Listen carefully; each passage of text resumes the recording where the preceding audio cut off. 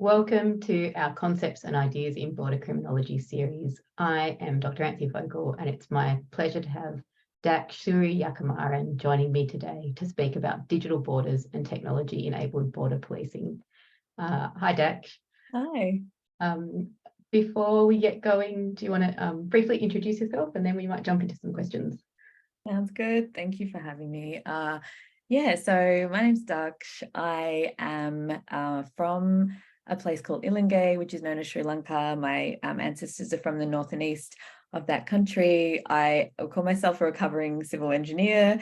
I've spent a lot of time following that, about a decade or a bit more, in kind of campaigning and activism, mostly around corporate campaigning, and a lot of it focused on the border and migration kind of industry. And now I'm a PhD candidate at ANU, the School of Regulation and Global Governance, and I'm looking at digital surveillance in India and in Australia. Brilliant, thank you.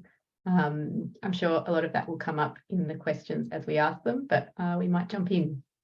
So the first question I wanted to ask you was really about the idea of the digitally enabled or technology-enabled border. I know in your research, in your advocacy, and in your activism, you work with this concept quite a lot. Can you explain the basics of the concepts and, if you like, some of the theoretical conceptions of both borders, policing, but also surveillance and state power that you see it as in conversation with? Great question, thank you. Yeah, so I guess I'll start a bit with how I perceive digital borders maybe as an activist campaigner, and then move to some of the theoretical constructs and concepts.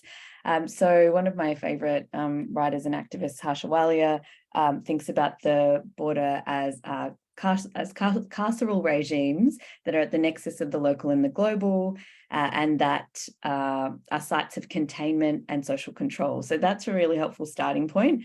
And then the digitization, so digital borders are the digitization and automation of these borders.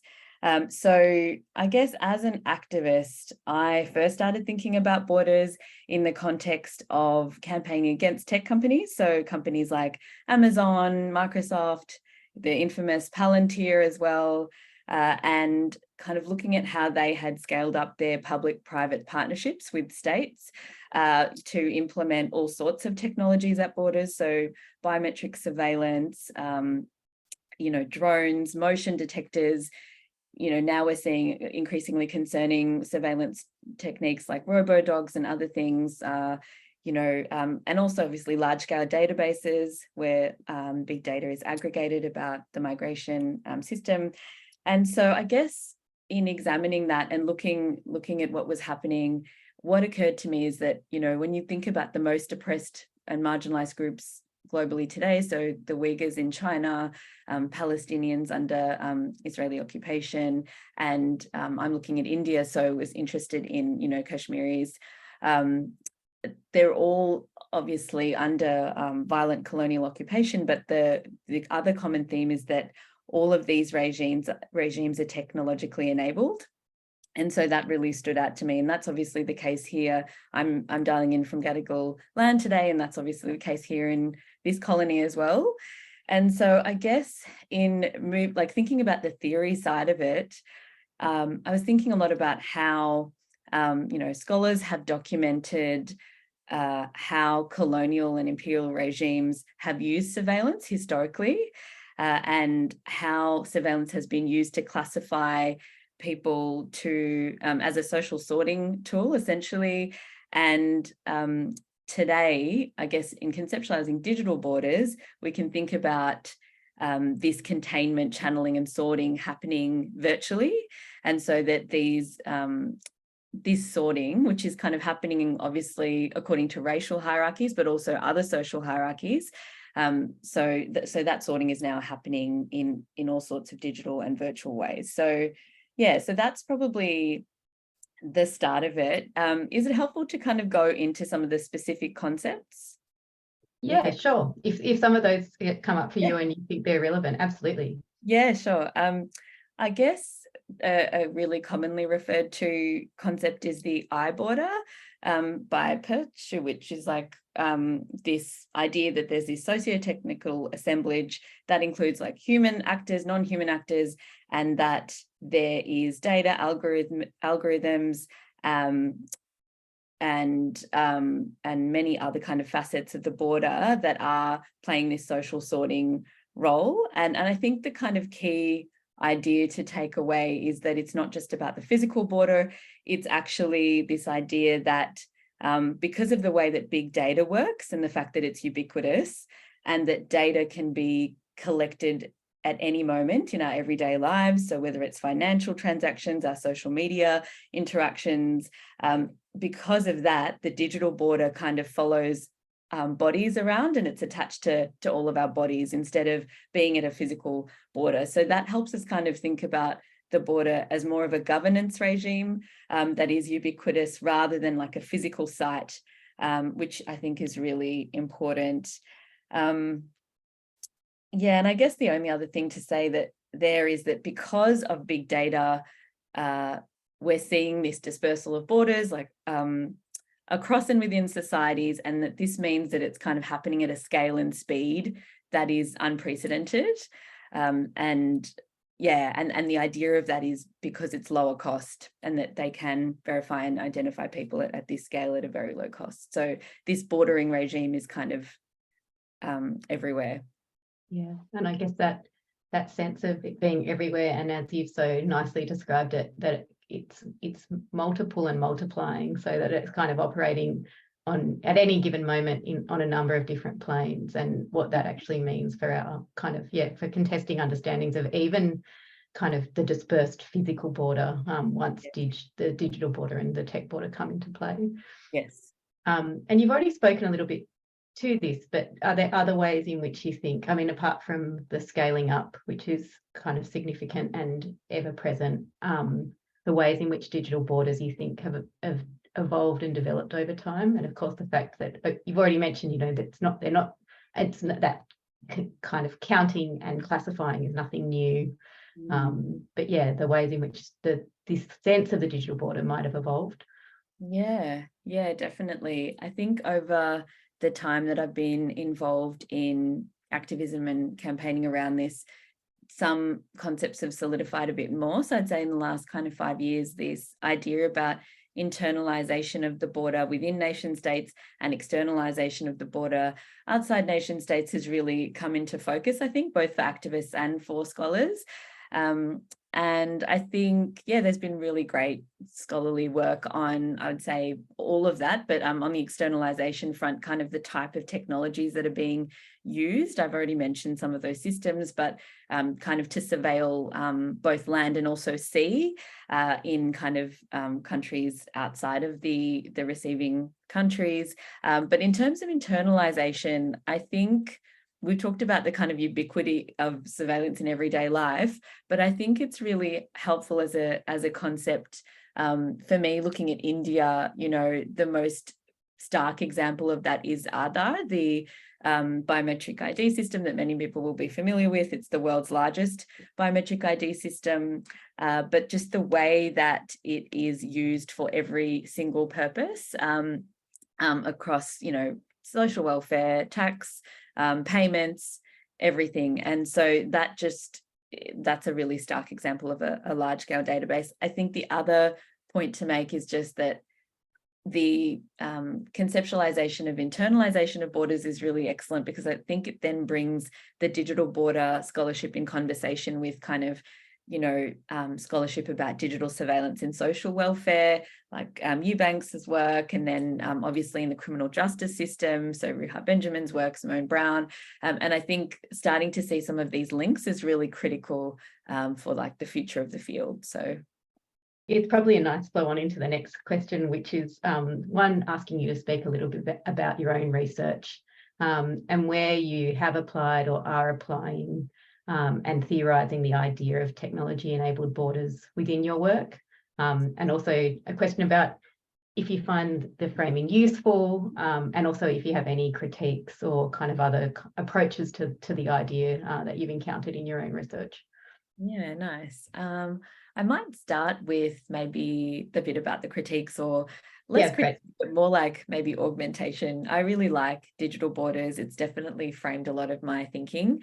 But in terms of augmenting the concept, I really like surveillance studies scholarship and how that really talks to the spatial dimension of borders and how this social sorting is not just kind of at particular sites, but it's actually a spatial sorting mechanism. So I like, Harshawalia also says, I think in her work, how people are kind of put into zones of death, precarity, exclusion, and other people are sorted into these other zones of kind of privilege and opportunity and access. And so I find that really helpful.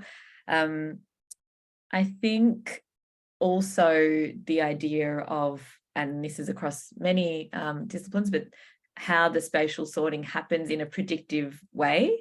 And so I really like, a lot of work that's coming out of, geography. Critical geographers are talking a lot about, who are also in the kind of surveillance space as well, are talking about how that these socio-technical assemblages are kind of so like spatially and socially sorting not just the present but also the future, which I think is really, really helpful. And so I really love that literature and that way of thinking, because it helps us to kind of go, okay, how are the existing bordering regimes projecting into the future, and what are the alternatives to resist those regimes? And I guess in some of the activism work that I mentioned earlier, I was thinking a lot about how, and lots of scholars have talked about this too, about how, the dark side of prefiguration, in a sense, of how state and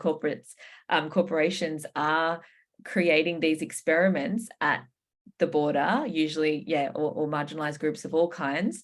And then those experiments are expanding more broadly to wider populations. So I think, there's some really good examples of this. Aadhaar is a good example of this. That started as a tool that was just used at borders. And the other example is the technology that came out of the NSO group, the Israeli tech company, that's now being used to kind of surveil journalists and activists and others, but the Pegasus software, and that was originally obviously used on Palestinians. So we can see how these kind of regimes kind of grow and spread, and similarly people that are researching the Uyghurs in China and that's essentially like the world's largest digital prison. They're talking about, well, what does that mean for the future? And so I guess that idea of the future and looking at that kind of temporal dimension has shifted my thinking to think about like prefiguration and who is doing those experiments to resist. And so I've been looking at prefigurative politics generally, and I guess just to explain what prefigurative politics even is, it's this idea of kind of practicing the future that you want to build in the present. Harshawalia talks about it a lot. There's many scholars that cover ideas of prefigurative politics. There's regulatory scholars like Davina Cooper who talk about, she's doing a project about decertification, which is this idea of removing legal sex from birth certificates and what that means. And that's kind of prefiguring a future beyond, the gender binary, for instance. So it's quite a powerful, like even small interventions, seemingly small interventions can be quite powerful in terms of the futures that they're bringing about. And so my research has shifted, given all of that, more into the realm of smart cities. And so I'm looking at Chennai in particular, and, the Modi government has this ambitious plan of 100 smart cities. It's part of their broader thrust towards e-governance and Aadhaar and digital payments and digitizing everything. And so smart cities, particularly in the domain of predictive policing, are quite significant. And so I'm looking at, who's resisting that and how. And so that's been my focus now. I know that your research, your writing and your activism is very much grounded in your own work, your personal experience, and of course your expertise. Has there been a fieldwork moment, an advocacy experience, or a moment in your activism that's had a particular impact on you, or that's been memorable, or kind of, that stood out in all of the work that you've done in this field across your engagement with it? I love that question. So I think, recently I was in Chennai doing some pre-field work, and I was spending a lot of time in kind of queer and trans communities, and talking a lot to civil society organizations in that space. And I guess the background to that is that during COVID, the government implemented a national portal for transgender people. And so the idea was that this would be a one-stop kind of digital portal where trans people could apply for this thing that's called it's called a TGID. So it's an identity card for transgender people, and it helps to access services of all kinds, social welfare. Obviously during COVID, that was really essential. So it was a really interesting initiative, particularly in the context of the fact that, I think it's only like 15% of trans people would even have a digital device of any kind. And, the requirements on the platform in terms of what you had to provide to access the ID card were really, really extensive. So all sorts of ID documents, including, certification with your dead name, which a lot of people, wouldn't have access to, having fled their family homes, or, and so it's really kind of problematic how it was implemented.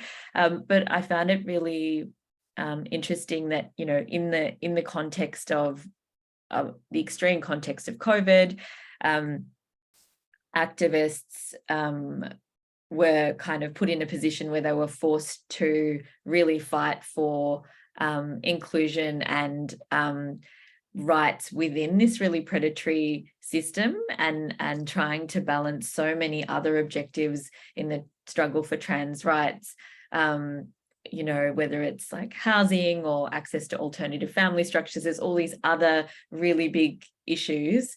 And so it just really, I guess, made me think, as someone that's based in Australia in the West, and who's very familiar with, scholarship, I guess, that has come from disciplines that are very shaped by the West as well. I think that it's going to be really interesting in the next little while to think about how to actually incorporate like the nuance and complexity of local context into some of the theoretical conceptualizations, and just, I think it's easy to kind of have a bit of a binary lens about digital surveillance always being oppressive, or and how do we engage with the nuance and complexity, and what battles do we fight when? Those kinds of questions really came up, and it was really helpful to just think through some of those complexities. Thank you so much. I really appreciate your time, and it's been a great conversation. Thank you so much. Thanks, Dhaksh. Thanks.